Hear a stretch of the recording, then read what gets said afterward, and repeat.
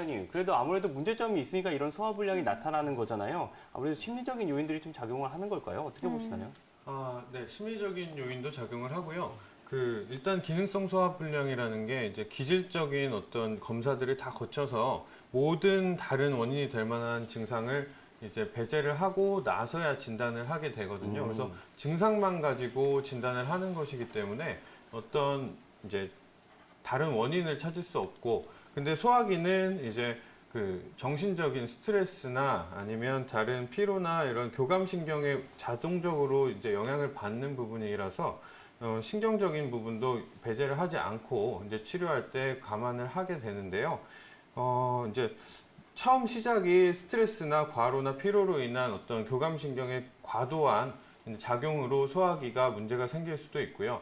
아니면 다른 어떤 식체나 어떤 뭘 잘못 먹었는데 체했다거나 그런 식으로 시작이 될 수도 있는데, 이것들이 어쨌든 심리적인 부분, 그 다음에 주변에서 주는 스트레스적인 부분, 그리고 위장관의 운동성이 저하되면 소화가 잘 안 되기 때문에 운동 능력이 저하되고, 또 반대로 그것들이 유지되다 보면 위장이 예민해지고요.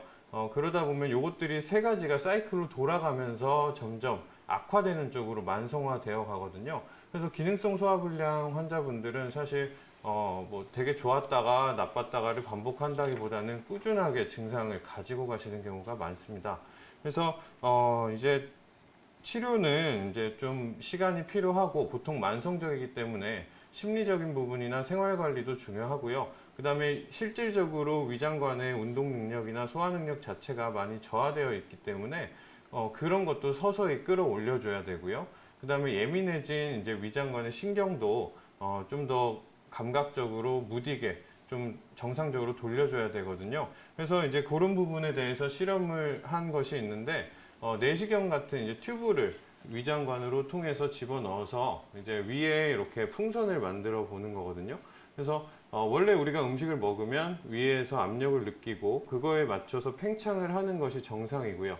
그 팽창을 했을 때 이제 운동이 일어나고 다음 밑으로 내려보내는 역할이 위의 역할인데, 이제 팽창을 했을 때 압력을 굉장히 예민하게 느끼게 되는 것들이 이제 기능성 소화불량 환자분들이 주로 호소하는, 조금만 먹어도 배가 빵빵하고 배가 부른 느낌이다, 많이 못 먹겠다라고 호소하시는 원인이라고 이제 보고 있는 겁니다. 그래서 옆에 그래프를 보시면 이제 까만색이 정상적인 사람들이고요. 노란색으로 보여지는 게 이제 기능성 소화불량을 앓고 계신 환자분들의 그래프인데요. 압력을 조금만 올려도 굉장히 뭔가 압력이 느껴진다라고 호소를 하시는 거고요.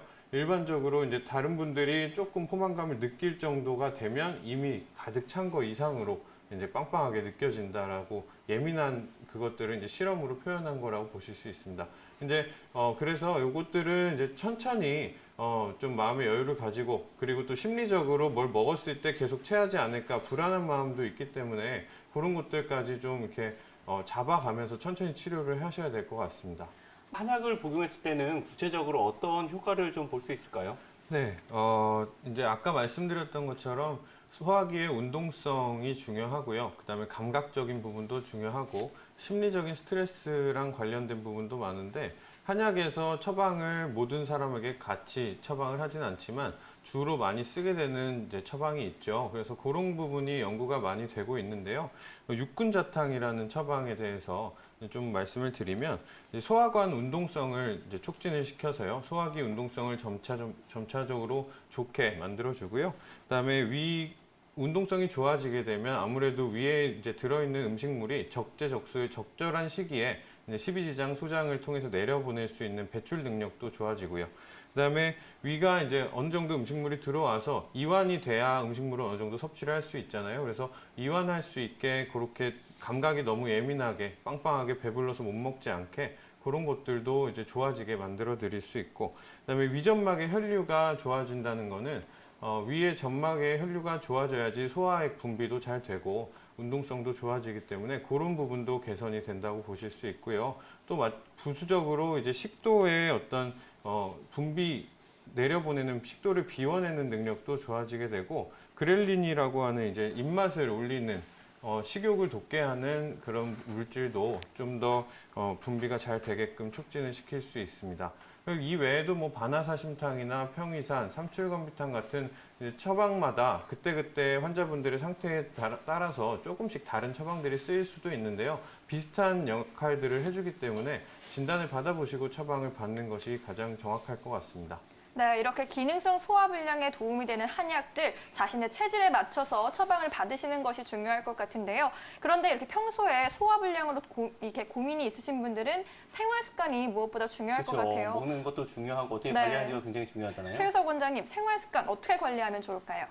네, 다들 잘 아시죠? 소화불량 환자분들은 지키고 계신 분들도 많은데 일단 규칙적으로 제때제때 식사를 하시는 게 중요하고요. 한 번에 폭식을 하거나 과식을 하는 건 좋지 않죠. 어차피 그렇게 많이 드시지도 못하지만 적은 양으로 조금씩 자주 드시는 것이 좋고요. 그리고 스트레스가 소화기의 기능성을 떨어뜨리기 때문에 스트레스는 잘 해소하실 방법을 찾아보시는 게 좋습니다. 그리고 뭐 기름진 음식, 인스턴트 음식 같은 이제 입에 자극적인 것들이 맛은 있지만 소화기의 운동에는 별로 좋지 않거든요. 그런 것들도 피해 주시고 식사는 천천히, 그리고 밤에 주무시기 전에 식사하시는 것은 이제 피해 주시는 게 좋고요. 그리고 운동을 적절히 해주셔야 몸의 신진대사도 좋아지고 소화 능력도 좋아지는데 과격하게 운동을 하시게 되면 오히려 소화 기능이 떨어지니까 주의하실 필요가 있을 것 같습니다.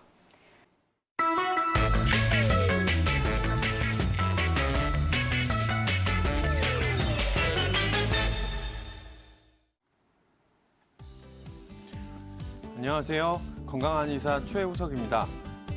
이번에는 이제 가을도 다가오고 환절기가 다가오기 때문에 감기도 조심하셔야 되고 비염이나 알러지 같은 것들도 많이 발생할 건데요. 그런 것들 얘기할 때 항상 나오는 얘기가 있죠. 면역력에 관련한 얘기를 오늘 해보도록 하려고 합니다.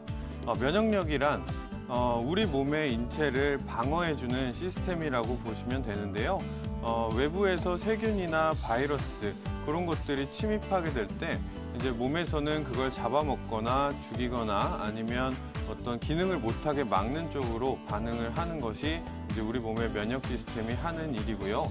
그런 면역 반응이 일어날 때 이제 손상된 세포들이나 아니면 증상이나 질환 때문에 문제가 되면 그런 것들을 회복시키는 반응도 같이 일어난다고 보시면 됩니다.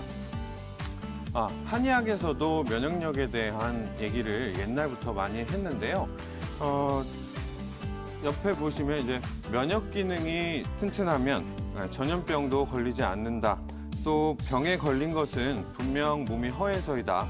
그리고 인체의 바른 기운, 정기라고 하는 것이 면역력인데 그런 것들을 북돋으면 적은 저절로 없어진다. 적이라고 하는 것이 요즘 얘기로 하는 뭐 근종이나 무록, 암 같은 것을 얘기하는데 면역 기능이 잘 돌아가고 잘 된다면 이런 것들도 스스로 사라지고 걸리지 않는다라는 얘기가 됩니다.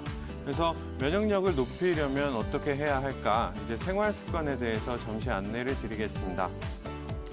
제일 기본적으로 중요한 거는 이제 충분한 수면입니다. 잘 주무시고 깊은 잠을 주무실 동안 우리 몸은 회복을 하고 정리를 하고 노폐물을 배출을 하는 열심히 정화작용을 하게 되고요. 그다음에 규칙적으로 운동을 해서 신진대사를 활발하게 해주시는 것이 몸의 면역력을 높이는 방법이 될 수 있고요. 그다음에 적정 체온을 유지해 주셔야 되는데요. 우리 몸은 몸 신체 내에서 화학적인 반응이 많이 나타나기 때문에 1도에도 굉장히 예민하게 반응을 하거든요. 1도만 떨어져도 30% 이상의 면역력이 감소를 한다고 보시면 되고요. 그래서 그 1도가 소중하게 이렇게 체크를 해주시는 것이 몸의 면역력을 지킬 수 있는 방법입니다. 그리고 위생관리는 깨끗하게 손 씻고 몸을 청결하게 해주시는 것이 균으로부터 조금이나마 해결할 수 있는 방법이라고 보시면 될 것 같고요. 금연이랑 금주는 당연히 다들 아실 것이라 생각하고 균형 있는 영양 섭취가 중요합니다. 그래서 영양소는 어떻게 섭취하는 것이 좋을까요? 식습관에 대해서 잠깐 말씀을 드릴게요. 네, 면역력을 높이는 식습관인데요. 나쁜 것들, 고지방식이가 있는데 기름지고 너무 이제 살코기 위주의 어떤 소고기나 돼지고기 같은 것들은 면역력을 억제하는 효과를 가지고 있고요. 당연히 튀김이나 인스턴트 같은 것도 좋지 않을 거라고 생각합니다. 그래서 지방을 섭취할 때는 오메가3나 오메가9 같은 어떤 식물성 지방산을 섭취하는 게 좋은데요. 카놀라유, 올리브유, 참기름 같은 기름류, 그리고 견과류나 생선, 채소 같은 데서도 섭취하실 수 있거든요. 그래서 그런 쪽으로 지방 섭취하시는 게 면역력을 올리는 데 도움이 되고요. 그다음에 우유 및 유제품이 문제가 되는데 우유에 카제인이라는 성분이 이제 뇌를 좀 흥분을 시키고 다른 면역을 억제하는 성분이 들어있다고 하고요. 유제품도 버터나 치즈 같은 고지방식에 이렇게 해당되기 때문에 칼슘이 문제가 돼서 우유를 열심히 섭취를 하신다면 멸치나 두부, 콩, 시금치 같은 이제 대체적인 칼슘 섭취가 가능한 식품들을 드시는 게 좋을 것 같습니다. 그리고 정제 탄수화물이라고 해서 흰 쌀, 흰 밀가루, 흰 설탕 이런 이제 정제가 된 당류들은 우리 몸의 혈당을 급격하게 변화를 시키고 염증도 잘 일어나게 하고요. 면역 반응을 떨어뜨리기 때문에 이런 것들도 피하시는 게 좋고 충분한 수분을 섭취해 주시는 것이 도움이 됩니다. 하루에 한 1.5리터 정도 이상 드시는 게 좋고요. 단 이제 부종이나 어떤 수분 대사에 문제가 있으신 분들은 주변의 전문가와 상의를 하시고 수분 섭취량을 좀 결정을 하시는 게 좋을 것 같습니다. 네, 말씀드리다가 이제 채소 섭취들을 좀 많이 해주시는 게 좋은데 채소에는 이제 요즘 연구가 많이 되고 있는 피토케미칼이라는 성분들이 있습니다. 이것은 뭐냐고 하면 식물들이 스스로 자라나면서 이제 살아남기 위해서 자신의 몸을 보호하고 주변의 적들을 누르기 위한 화학 물질들을 함유를 하게 되는데요. 그런 부분들이 지금은 이제 우리 몸의 면역계에도 도움을 주고 질병을 이렇게 방어하는 데 도움이 된다고 해서 많이들 섭취하고 이제 연구가 되고 있습니다. 색깔별로 구분해서 보시면 되는데 보라색은 이제 색깔별로 가지나 포도, 블루베리 같은 보라색 이제 야채나 과일들이 해당이 되고요. 이런 데서 이제 안토시아닌이라는 성분이 제일 많이 흡수하실 수 있고, 그다음에 초록색은 시금치나 상추 이런 것들인데요. 루테인 성분을 가장 많이 섭취하실 수 있습니다. 그리고 흰색은 마늘이나 양파 같은 것인데 알리신이라는 성분이 주된 성분이고요. 노란색 그리고 빨간색으로 귤이나 오렌지 그리고 토마토 같은 데서도 많이들 섭취하실 수 있거든요. 이런 것들이 성분이 다 조금씩 다르고 우리 몸에 필요한 것들이 모두 분포되어 있기 때문에 한 가지 색깔 위주로 드시기보다는 골고루 드시는 것이 면역력 증강시키는 데 도움이 많이 되실 거라고 봅니다. 네, 마지막으로 이제 면역력을 높일 때 보약들 많이 드시죠? 한약에 대해서 잠시 말씀을 드리겠습니다. 보중익기탕 제일 먼저 설명을 드릴 텐데요. 요거는 이제 감기, 항바이러스 작용을 한다. 인플루엔자나 독감 같은 데서도 우리 몸이 방어시켜준다라는 역할을 한다고 해서 이제 연구들이 되는 걸 소개를 해드리는 거고요. 십전대보탕 같은 것은 이제 다들 아시는 보약일 텐데 우리 몸의 면역 체계의 감수성을 높여줘서 조금 더 활발하게 예민한 면역 반응들을 만들어 준다고 하고요. 그래서 면역 기능이 좀 떨어지신 분들이 섭취를 하시는 것이 좋습니다. 그리고 대표적으로 녹용이나 인삼 같은 것들도 면역력을 높여주는 성분들을 함유하고 있고 실제로 보약이나 면역계통 약에는 대부분 들어가는 약이라고 보시면 되거든요.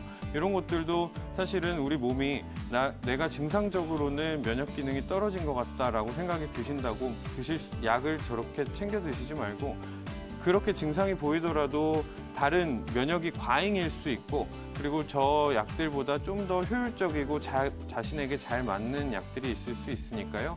한의원에 가셔서 한의사와 상담 후에 약을 복용하시는 것이 좋을 것 같습니다. 건강한 의사 최우석이었습니다.